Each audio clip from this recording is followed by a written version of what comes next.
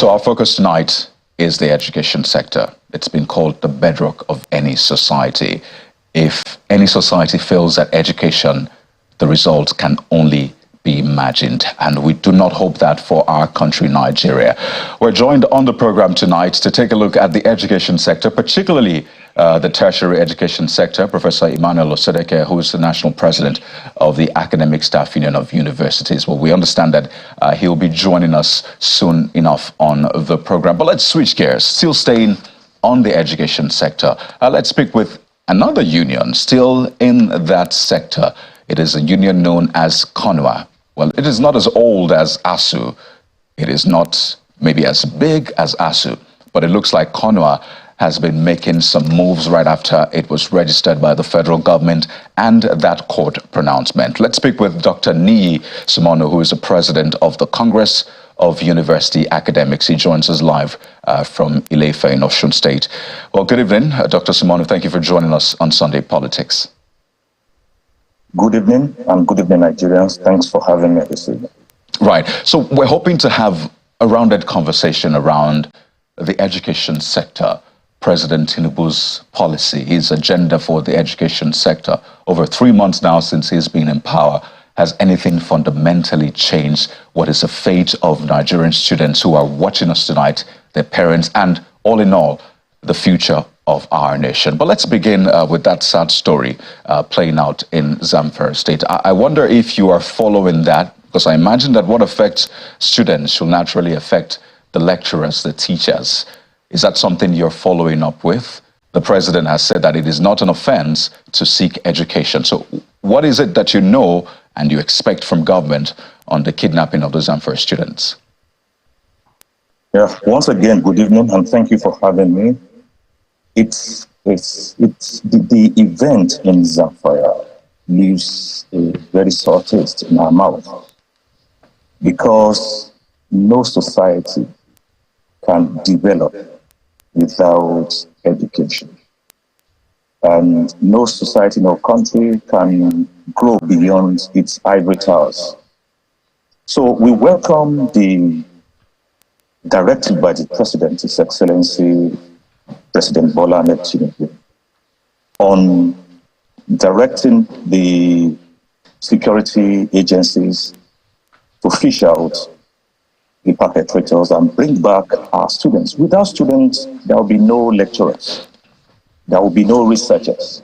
And it's sad that when our students go to school, they feel unsafe, and there is no learning. There can be no learning without an environment with ambience, an environment that will guarantee safety. That is when you can commit yourself, totally concentrate on what you have to study, what you have to learn. So it's a sad development. It puts the country in a bad light. And the earlier the students are brought back to the schools, to their parents, the better for our universities, the better for this country. So it's a very bad development for us. It's something that we don't really approve of, what we don't like at all. Well, schools are going to be resuming. Some other schools will be resuming, and we'll get to that, but particularly on security. So how should parents, students, feel now resuming for education, which the president has said should not be a crime anyway? How should they feel? What more must the government do to secure our schools, ensure that the students learn, and not just learn, at least they can learn with peace of mind? I think pragmatic steps must be taken by the government of today to calm frayed nerves, to appeal to the mind of students and parents that steps are actually being taken to ensure the safety of students on campuses in Nigeria. Without these pragmatic steps that will involve the presence of security operatives in our universities or around the campus of the universities, and some other measures that will be obvious to even not so discerning minds, that will calm frayed nerves with respect to giving students some succor. so that they can see that they are free to go about their businesses, they are free to go about their learning without any fear. So the government must do this as a matter of urgency. And there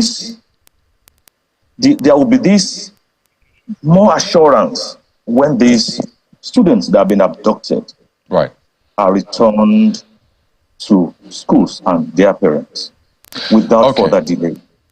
Well, that is our hope, and I imagine the hope of Nigerians who are watching us tonight. But so let's get into the other areas of education at large, while we, of course, keep our eyes on what's played out in Zamfara State. But first, the state of the unions, the academic unions in universities. Is ASU and CONUA, do you still regard yourself as rival unions? What is the state of unionism in universities now, with CONUA now in the fray, with a lot of people having known ASU for decades now? CONUA, less than a year since its registration. So what is the relationship now, the state of unionism in universities? At first, I'll look at this question from two perspectives. The first one is with regards to how we see how unionism should be played. As far as we are concerned, we have no adversary. We have common goal. Our perspective towards achieving the common goal may be different. The route may be different. So as far as we are concerned, we don't see any other union in the university as adversaries.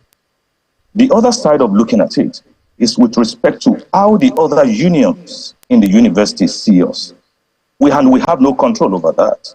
Whether they see us as adversaries, whether they see us in one way or the other, it is in their purview. But as far as we are concerned, the university Nigerian universities is our primary concern. What will make us as academics enjoy what we are doing as academics, enjoy our calling, is what we are bothered about. Our welfare, the welfare of our members, of academics, is what we are bothered about. Enabling environment in the university with respect to research and community service is what we are bothered about. So our perspectives in achieving that may be different. The approach to it may be different, and that is welcome. However, that is welcome for us. As far as we are concerned, when and the moment we're able to achieve conducive environment for learning, improved welfare for our members so that they are encouraged to do their work, they are motivated to do more than they can even give. So, we are ready to work with anyone as long as the interest of our members, the interest of academics are protected. So, well, Dr. Simonu, quickly now, because we just had this conversation even with the Trade Union Congress and the NLC, and it's been said that it looks like CONUA may be lending itself to government's ploy to divide unions in tertiary institution, weaken ASU. I know that's a question you may have had to answer time and again, but particularly recently, you met with the Minister of State for Education, and a statement was put out at the end of that meeting, and it looked like you were singing from the same hymn sheet with the government on this, and ASU's position is well known. So what is it that you are trying to achieve, Dr. Simonu? I need to get your question. Please, can you situate that question in perspective? With respect to what exactly, please? Well, you had a meeting with the Minister of State for Education, am I correct? Yeah. Was ASU in that meeting? Well, as far as we are concerned, CONUA delegates met with Minister of State for Education on Tuesday, 19 September 2023. No, you didn't answer my question. I don't know if it's the network that froze or you're done. Was ASU in that meeting? No. I said CONUA was in a meeting with Honorable Minister of State for Education. Okay, meaning that ASU was not in that meeting, I imagine. Yeah. Right. So it's been said that, you've been quoted to have welcomed the increment in salary. The ASU president has been quoted to say, well, they don't quite know anything about it. So when I say that, well, you seem to be on the same page with government, ASU is not.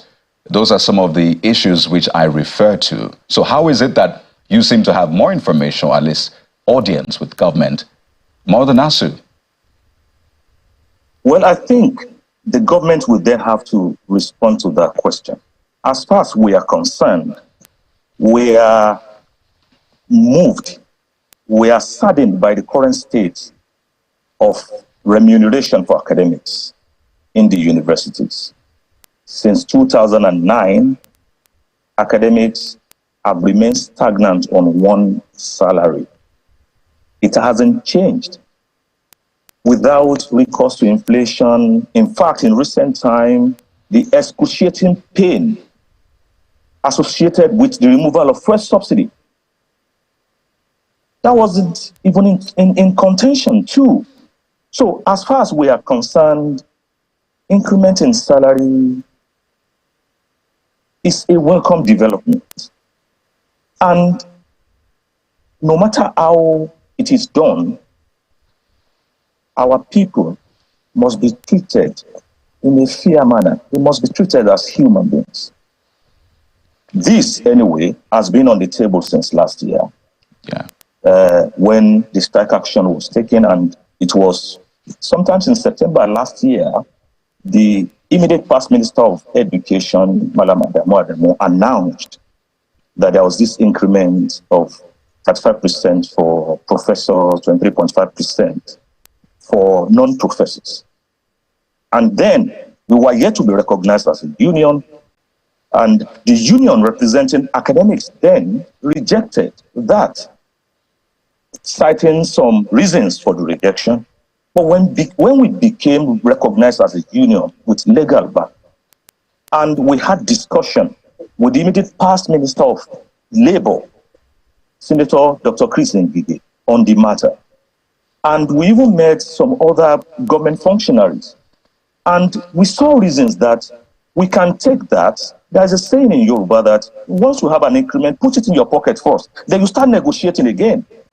In fact, in the interview I granted, I did say that we don't reject this, we are not rejecting this, but this is not enough. It's like tokenism, as far as we are concerned. So want the government to implement this without further delay. Implementation with respect to payment. Right.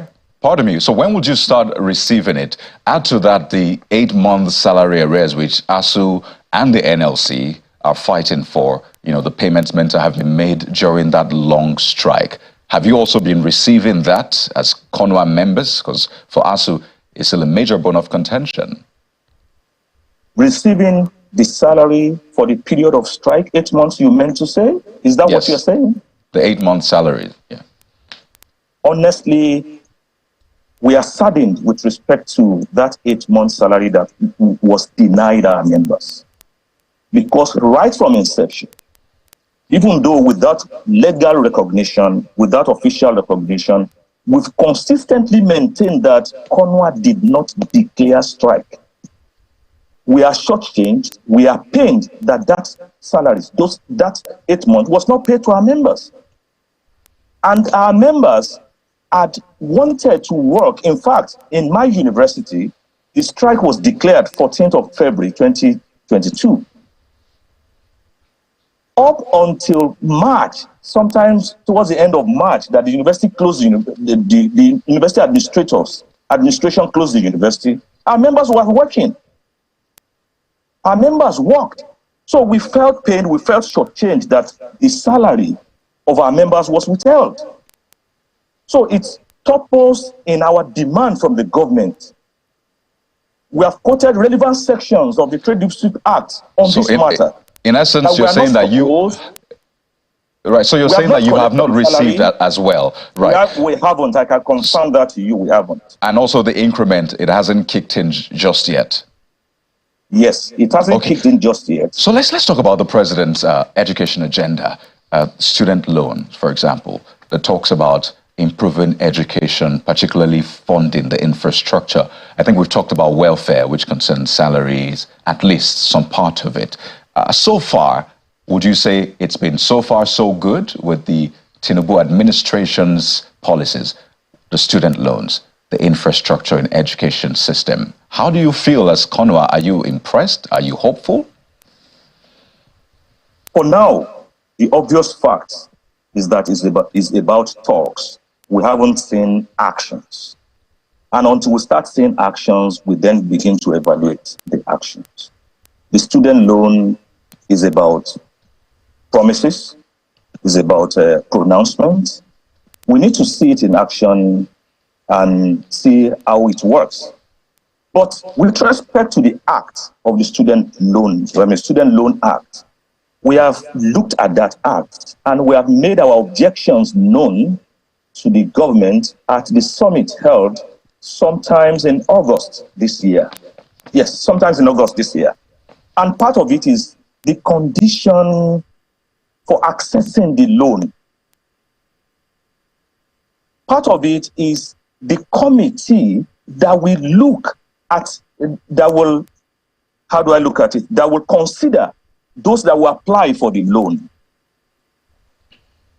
Some unions were not represented there, and I must speak about my union, where union in the university recognized had legal backing. If any union would be there, we must be part of those that would look at that, because we are a player in the university. So all these issues, when they take it on board and we start seeing the action, we can then evaluate the action. But so far, the issues we have with the Student Loan Act, we have put it back to the government, and we look to see what the government would do about it. All right, Dr. Simonu, final note quickly. What's your membership like? Just how big are you now? It's been months since you were registered. Are you swelling in numbers? Can you put a figure to it? It's been a question that I have to contend with from time to time. So let's answer it once and for all tonight. Yeah, life evolves. The number you are trying to get is not stagnant. As of the last check, what was it? We started with 5 universities. Today, we are in 27 universities. I make bold to say I'm on the air on a national television. Right. And we are growing. We are not less than 5,000 in number. And we are growing. The moment, as we progress and continue to put out our ideals to the public, yes, is an option. And people will tend to see whether our perspectives are pragmatic, are reasonable, and whatever. And that's a fine place to leave it, Dr. Niyi Simonu. Thank you for the update, at least for your interactions with government and your expectations for that very important sector. We'd like to thank you for your time and wish you the very best on the program tonight. Thank you very much for having me this evening.